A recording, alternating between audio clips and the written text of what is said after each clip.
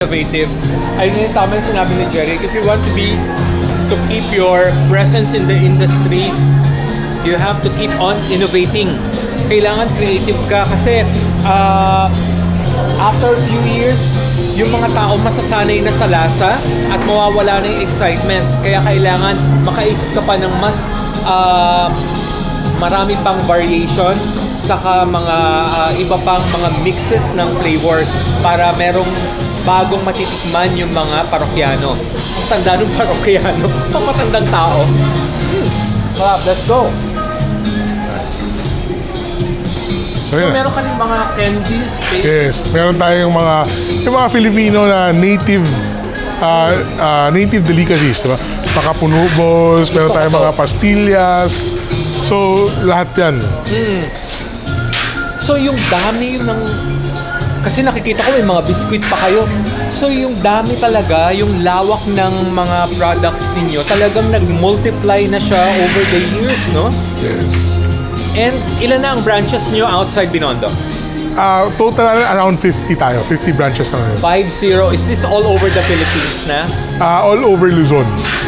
Luzon pa lang. What about, have you branched out sa Visayas? Well, and alam mo, isa sa natin dito ngayon is, ang ABTin kasi yung products natin, wala tayong nilalagay na preservatives. Yun yung pinagmamalaki namin, kaya laging bago yung produkto. Pero, dahil wala tayong preservatives, medyo mas mabilis masira. Mas perishable. So, hindi natin kayang dalhin siya ng ganong kalayo. Pero yung 50 sa Luzon pa lang, ang dami na niyan.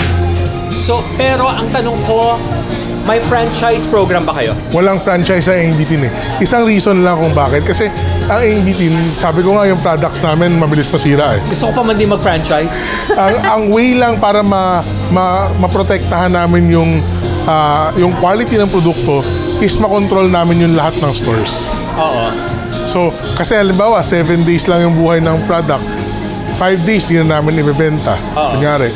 So, ikaw ba, kung ikaw franchisee, binili mo yan ng 5 days pa lang, alam mo naman, di pa sira.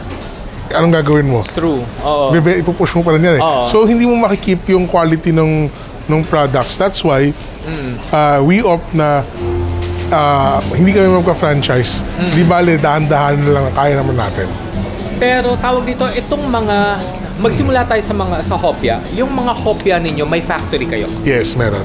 Saan banda yan ang mapuntahan? Sa Manila. Manila lang rin. Pero sa Manila. Hindi mo na sabihin kung saan. Secret. Secret na natin. Oh my God, amoy ko na kagad yung durian. Ganon ka-potent yung flavor ng durian. And I think tama ka nga, Jeric, no?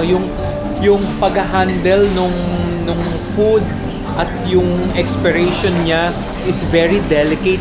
Yes. And kailangan mo talagang bantayan if you want to keep the quality. Correct. At dahil dyan, titikman ko na to.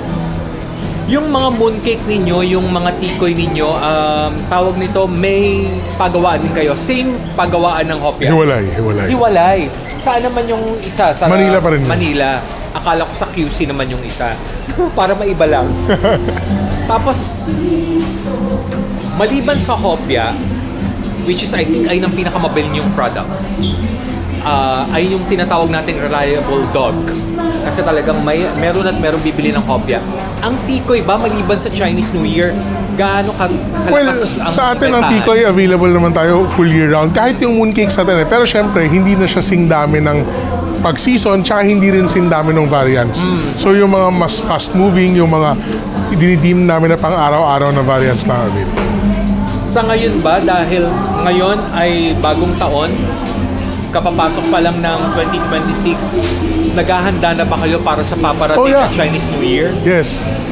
So ngayon pala nag-start na tayong gumawa ng paghahanda para naman at least siguradong may makukuha kayong hopya, may makukuha kayong tikoy by Chinese New Year.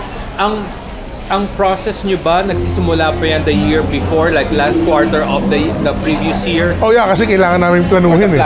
Kailangan planuhin. Una, anong product yung ilalabas namin? Diba? Sabi ko nga, every year papunta ka sa amin, laging merong bago. So, last year pa lang, pinag-uusapan namin, ano ba dapat ilabas nating bago? Nagutang talaga ako dun sa sisig. Ano yung mga ingredients na kailangan natin handa, gaano ba karami? Kasi kailangan natin planuhin yan. Kasi alam mo naman, lalo na ngayon, yung prices talaga is diba? So, tayo naman, hindi tayo basta-basta makakapagtaas ng presyo. So, we have to plan for all of this. Meron akong suggestion. Dahil nakapag labas na kayo ng Kopya Sisig, kailangan ang susunod yan yung sizzling naman. Sizzling hopya. Dapat yung serving suggestion niya nasa hot plate. Pag nilagay mo dun yung kopya, magtatalsikan, tapos merong itlog, malapit na niya akong patukan. Anyways, ang dami pa pong mga iba't ibang products ang may offer ng NBTin dito sa kanilang shop, at definitely sa iba't ibang shop nila, 50 branches all around Luzon. Kaya naman mga kababayan, kung naisipan yung bumili ng hopya, mooncake, tikoy, alam nyo naman kung saan pupunta. At ngayon, mas madami pa silang naidagdag sa kanilang line of products. Kaya pwede nyo dalawin ang kanilang, I think meron kayong social media platforms, right? Yeah, we're nasa NBTin Chinese Deli on Facebook. Okay, pwede na lang nilang i-google yan, tapos makikita nyo na yung mga line-up nila, at baka makita nyo pa yung mga susunod nilang mga ilalabas ngayong taon or sa susunod pa, or mga 10 years. Ang tagal. 10 years. Ang ini-ensure lang namin na every time pumunta kayo sa NBTin, sigurado meron kayong bagong magugustuhan, bagong mamahalin. Bagong magugustuhan, bagong mamahalin. May hugot.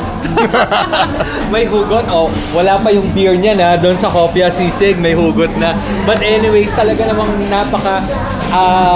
nakaka-happy dito sa store na to, kasi hindi lang flavors ang makikita mo, pati yung colors nagpa-pop up talaga sa paningin mo. Talagang maengganyo kang kuha dito, kuha doon. Oh, just make sure na may pambili, ha.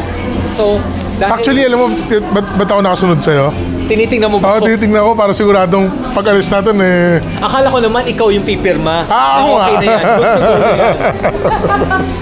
Ayun. Nako, ganyan lang po talaga kami ni Jeric, kasi magkaibigan po talaga kami. Ayan. Nako, Jeric, maraming salamat. Pero bago tayo magpaalam sa kanila, if you can invite them to come to your store at yung operating hours ninyo. Okay. So, dito po sa flagship store ng NBTin, we're located at 628 Ongpin Street, Binondo, Manila. Malapit na malapit lang pag nakita ninyo, paglabas ninyo, yan na po yung Binondo Church. And we're open from 7 a.m. until 10 p.m. So, hopefully po, maka-drop by kayo, especially during itong papalapit na Chinese New Year. Talagang napakasaya rito sa Binondo. Maraming salamat, Jeric. At ito si Ben, ang inyong host. Samahan niyo ulit kami sa susunod nating episode ng Tara, Food Trip Tayo!